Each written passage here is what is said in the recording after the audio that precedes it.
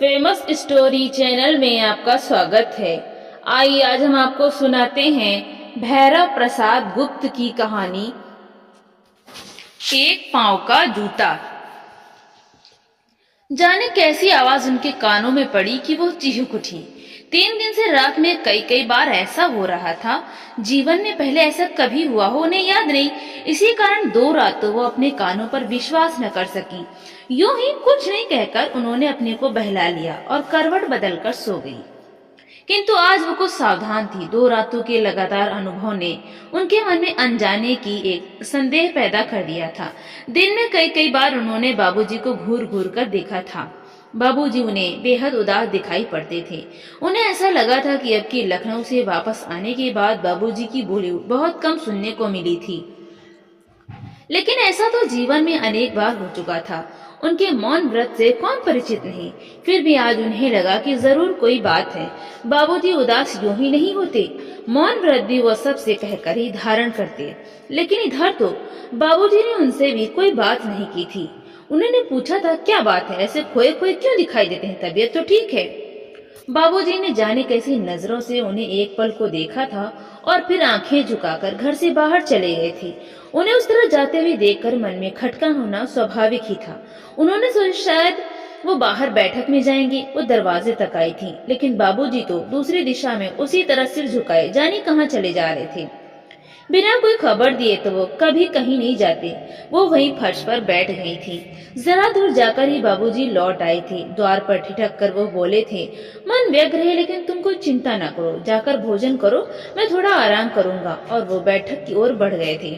बाबूजी की इस तरह के व्यवहार की वो अभ्यस्त थी। बाबूजी ने उन्हें शुरू से सिखाया था कि उनकी व्यग्रता की स्थिति में उन्हें अकेले छोड़ देना चाहिए, उनके पीछे नहीं पड़ना चाहिए और उनके आदेश का बिना किसी हीर हुज्जत के पालन करना चाहिए। उन्हें इसी से शांति मिलती है। वो अंदर जाकर बाबूजी के आदेश का पालन करने लगी। बाबूजी की तरह इनका भी जीवन यांत्रिक होकर रह गया था। सन 31 में जो बाबूजी ने एक व्रत लिया था, जीवन भर के लिए उसी के व्रती होकर रह गए। कभी किसी ने कोई अंतर नहीं देखा। वही एक जोड़ा अपने काते सूत के खद्दर का कुर्ता, धोती, गंजी, गांधी टोपी और झोला, वही चप्पल, वही अपने हाथ से कपड़े साफ करना, दिन रात में एक बार भोजन करना, चौकी पर चटाई बिछाकर सोना, सदा तीसरे दर्जे में सफर करना, सच बोलना और जनता की सेवा के लिए सदा तत्पर रहना। पहले तो बाबूजी का यह सुराजी बाना जाने कैसा कैसा उन्हें लगा था। यह किसी ऋषि की तपस्या से किसी भी मायने में कम नहीं था। लेकिन बाबूजी की दृढ़ता भी कोई साधारण नहीं थी। कभी वो अपनेपन से डिगे हों ऐसा किसी ने नहीं देखा। वो बेचारी क्या करती।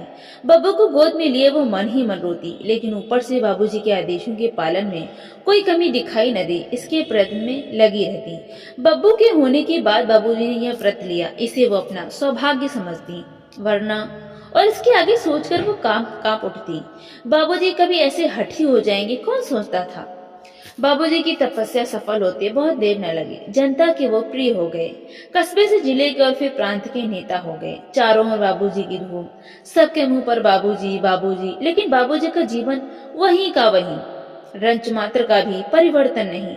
जैसे जो बाबूजी पहले थे वही अब भी कोई कहीं अंतर आया ही नहीं। फिर जेल, पुलिस की लाठियां और सन 42 भगवान की कृपा से उन्हें सिर्फ 10 साल की सजा हुई, वरना लोग तो कहते थे फांसी पर लटका दिए जाएंगे। प्यूनिटिव टैक्स, खेती बाड़ी जब्त, कैसे कटे थे बब्बू की माँ के दिन। भगवान दुश्मन को भी ना दिखाए वैसे दिन। लोग उनके पास भी आते सहमते। घर में एक दाना नहीं। रात को पड़ोसी सोता पड़ने पर छुपकर कुछ खाने को दे जाता तो अधम काया की भूख मिटती, वरना फाका। आखिर वे यातना और आतंक के दिन भी कट ही गए। स्थिति सुधरी तो खोज खबर लेने वाले भी आए। फिर 3 बरस बीतते ना बीतते बाबूजी छूट कर आ गए। उनका स्वागत देखकर जैसे सारा कष्ट भूल गया। वो एक दिन और या एक दिन बाबूजी घर में आए तो बब्बू को गोद में उठाकर चूमा और उसकी माँ के सिर पर हाथ रखकर पूछा, तुम्हें बहुत कष्ट सहना पड़ा ना। 3 वर्ष तक रोते रोते बब्बू की माँ के आंसू जैसे सूख गए थे। इस क्षण अचानक जाने कहां से फिर उबल पड़े। बाबूजी जाने कैसे कंठ से बोले, रोती हो? मैं तो नहीं रोया। बब्बू की माँ आंचल से आंसू पोंछती हुई बोली, आप आ गए, ये तो खुशी के आंसू थे। बाहर भीड़ बाबूजी जिंदाबाद के नारे लगा रही थी। बाबूजी अचानक गंभीर होकर बोले, मैं आ गया, तुम खुश हो? लेकिन मेरी खुशी तो गुलामी ने लूट ली है।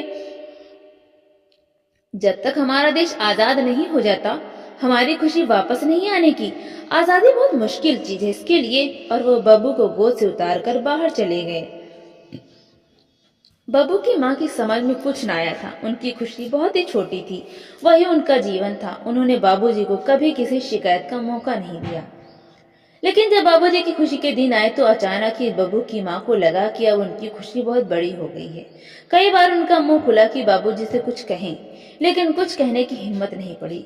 जाने वो खुशी बाबूजी के चेहरे पर कब आई और कब चली गई, जैसे एक फुलझड़ी जली हो और बुझ गई हो, और बब्बू की माँ मुंह ताकती रह गई है। बब्बू ने किसी तरह हाई स्कूल पास किया और अपनी योग्यता से या भाग्य से रेलवे में क्लर्क हो गया। लोगों ने बब्बू की माँ से कहा बाबूजी का इकलौता लड़का, और लेकिन बब्बू की माँ ने बाबूजी से फिर भी कोई शिकायत न की। लोगों ने कहा बाबूजी के सभी साथी जाने क्या से क्या हो गए, लेकिन बाबूजी एमएलए होकर भी। लेकिन बब्बू की माँ ने बाबूजी से फिर भी कोई शिकायत न की, और बाबूजी के जीवन में जैसे कोई परिवर्तन आने ही वाला न हो। वही सब कुछ, बल्कि और भी सख्ती के साथ। कभी कभी वो आप ही बब्बू की माँ के पास आ बैठते और जैसे आत्म स्वीकृति कर रहे हों बोल उठते, बब्बू की माँ, मैं कितना गलत सोचता था। आजादी अपने में कोई खुशी की चीज नहीं, खुशी तो देश की खुशहाली में है। हाय हम कितने गरीब हैं, कितने दुखी हैं। जिस दिन यह गरीबी दूर होगी, दरअसल वही खुशी का दिन होगा। और बब्बू की माँ जैसे उनकी यह बात भी नहीं समझती और उनका मुंह ताकती रहती। उनकी खुशहाली बहुत छोटी थी और वो सोचती थी कि बाबूजी इसे बड़ी आसानी से हासिल कर सकते हैं, लेकिन वो कुछ भी न कहती। लोग कहते बाबूजी सचमुच महात्मा हैं। बब्बू की माँ सुनती और गुनती कि महात्मा का अर्थ क्या होता है, लेकिन कहती कुछ नहीं। लोग कहते ना रहने पर तो सभी फकीर बनते हैं, रहने पर जो फकीर बने वही सच्चा फकीर। बब्बू की माँ सुनती और गुनती कि फकीर किसे कहते हैं, लेकिन कहती कुछ नहीं। उनकी बानी तो बाबूजी थे, उन्हें खुद कहने की क्या जरूरत। एक बार पहले भी इसी तरह लखनऊ से लौटकर उन्होंने अपनी व्यग्रता प्रकट की थी, लेकिन उस बार तो जरा ही देर बाद बब्बू की माँ के पास आकर हंसते हुए कह गए थे, वे सब मुझे पाखंडी कहते हैं बब्बू की माँ। कहते हैं जब फर्स्ट क्लास का टिकट मिलता है तो थर्ड क्लास में सफर करने का क्या मतलब, कुछ समझती हो। बब्बू की माँ क्या समझी, जीवन में उन्होंने सफर कब किया कि उन्हें फर्स्ट और थर्ड की तमीज हो। लेकिन उस बार रात में कभी कोई ऐसी आवाज सुनाई नहीं दी थी। अब की तो 3-3 दिन बीत गए। दिन भर बाबूजी मौन व्यग्रता में पड़े रहते हैं और रात में कई कई बार जाने कैसी आवाज बब्बू की माँ के कानों में पड़ती है कि वो चिहुक चिहुक कर उठ बैठती हैं। लगता है जैसे कोई बालक रोता हो, बापू बापू की रट लगाता हो। बब्बू की माँ आज रात अपने को बहला न सकी, वो उठ बैठी। आवाज वैसी ही आ रही है। उन्होंने जरा ध्यान से आहट ली तो लगा आवाज बाहर से आ रही है। बाहर सहन में बाबूजी सो रहे थे। अंदर आंगन की अपनी चारपाई से बब्बू की माँ उठ खड़ी हुई। आंगन में मैली चांदनी फैली हुई थी। दिन भर की लू की मारी हवा इस वक्त कुछ ठंडी ठंडी सी लग रही थी। रात के सन्नाटे में वो किसी बालक की रुदन सी आवाज कितनी भयानक लग रही थी। बब्बू की माँ को ध्यान आया कि पहले तो यह आवाज जरा जरा देर में चुप हो जाती थी, लेकिन आज तो यह जाने कब से आ रही है। दूर के अपने स्टेशन पर जाने बब्बू कैसे है, क्यों ऐसा लगता है कि जैसे बब्बू ही रो रहा हो, जैसे शिकायत कर रहा हो कि बाबूजी ने उसकी पढ़ाई भी पूरी नहीं कराई। यह उम्र हो गई अभी शादी नहीं कराई। लेकिन नहीं, वो शिकायत करने वाला, मुंह लेकर कुछ कहने वाला बेटा नहीं है। जैसी माँ वैसा ही बेटा। वो आवाज जैसे और भी करुण और भयानक हो उठी। अकेले घर में बब्बू की माँ को डर लगने लगा। वो चारपाई से उठ खड़ी हुई। बाहर के दरवाजे के पास की खिड़की से उन्होंने बाहर झांका। आवाज बाहर से ही आ रही थी। बाबूजी चौकी पर दाईं करवट पड़े थे। कोहनी में उनका मुंह छुपा हुआ था, साफ दिखाई न दे रहा था। वो आवाज उसी तरह बही आ रही थी। फिर बाबूजी को देखते हुए बब्बू की माँ को सहसा ही ऐसा लगा कि जैसे अब वो आवाज उनके कानों से टकराकर दूर चली गई है, और उनको एक बहुत पुरानी बात याद आ गई। जब वो इस घर में आई थी तो बाबूजी अकेले ही थे। उनके माँ बाप जाने कब के गुजर चुके थे। रात में चारों ओर जब सोता पड़ जाता तो वो इसी खिड़की पर आकर उन्हें धीरे धीरे पुकारते, दरवाजा खोलो। और एक बार वो भी इस खिड़की पर आई थी। यही जेठ के दिन थे। आंगन में सोई थी कि अचानक उनकी नींद उचट गई। जाने मन में क्या उठा कि वो इस खिड़की पर आ गई, लेकिन उन्हें पुकारें कैसे। फिर आंगन में से कुछ कंकड़ियां चुन लाई और एक एक कर खिड़की से उनकी चारपाई पर फेंकने लगी। वो उठे तो दरवाजा जोर से खोलकर आंगन में चली गई थी। उन्होंने अंदर आकर कहा, एक कंकड़ी मेरी भौं पर लगी है। अरे उन्होंने व्यस्त होकर कहा था। कहाँ, चोट तो नहीं लगी? नहीं नहीं, वो कंकड़ी थी कि पंखुड़ी? और वो बब्बू, हे भगवान, उस रात कहीं वो चुक गई होती तो उन्हें बब्बू की माँ कौन कहता? और फिर उसके बाद तो उनके मन में आया, एक कंकड़ी फेंकूं क्या कि अचानक बाबूजी चौकी पर उठ बैठे और बब्बू की माँ के मन में आया, दरवाजा खोल दूं क्या? और सच ही बढ़कर उन्होंने दरवाजा खोला ही था कि उनकी आवाज आई, बब्बू की माँ। उस आवाज में कैसी तो एक तड़प थी कि बब्बू की माँ का सपना टूट गया। सिर का आंचल ठीक करती हुई जैसे एक अपराधी की तरफ वो बोली, कहिए, इस बेला तुमने दरवाजा क्यों खोला? मुझे ऐसा लगा कि बाहर कोई बालक रो रहा है। तुमने सुना था? 3 रातों से सुन रही हूँ। ओह, तनिक रुककर बाबूजी ने कहा, यहाँ आओ। वो सहमी सहमी से उनके पास आ गए। वो बोले, बैठो। आपकी चौकी पर? हाँ, तुमसे एक बात कहनी है। मुझसे? हाँ, बाबूजी खड़े खड़े ही बोले, अपनी यह बात मैं और किसी से कह नहीं सकता। जानती हो, 3 रातों से मैं ही रो रहा हूँ। आप? हाँ, मैं। तुमने ठीक ही किसी बालक का रोदन सुना। इंसान जब रोता है तो बालक ही बन जाता है। लेकिन क्यों, आप तो मोह माया।